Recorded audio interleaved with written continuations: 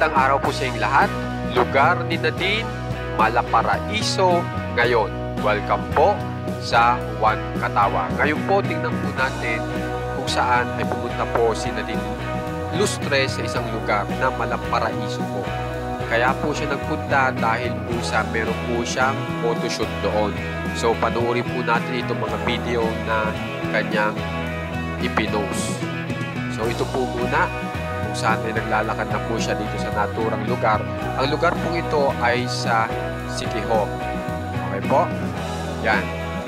At sa paglalakad niya po niyan ay meron po siyang nakitang talagang halatang-halata ng tahimik yung lugar. Ito po, tulog na aso. Okay? Na kung saan po ay kapansin-pansin po kay Nadine Lustre. Alam naman po natin na si Nadine Lustre ay mahilig po sa pets. Ganun din po yung kanyang boyfriend na si Barrio. Yan. Iyak na cute po siya dyan. So, pagkatapos po niyan, yan na po, nag-umpisa na po yung photoshoot ni Nadine Lustre dito po sa Siquijor. At meron po siya diyang pinupromote na produkto at yun po ay patungkol sa kilalang phone. Okay? So ngayon, sumunod po ay ito.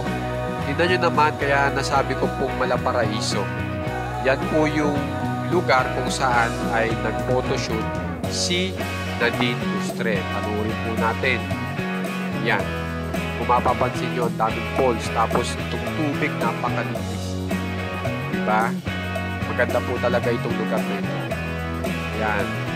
Pagkatapos po niyan, ito naman po ang ginawa ni Nadine Lustre. Siyempre, nag-video po siya sa sarili niya.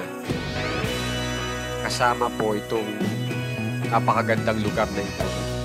Medyo mainit po, kaya nagkaganyan po ang reaction ni Nadine Lustre. Pero talagang game na game po siya dyan sa photoshoot na yun. Okay? So guys, kung gusto nyo pa pong masubaybayan kung anong nangyayari kay Nadine Lustre, mga update sa kanya at mga magagandang komento po sa kanya, subscribe lang po kayo dito sa ating channel na Juan Katawa. Maraming salamat po.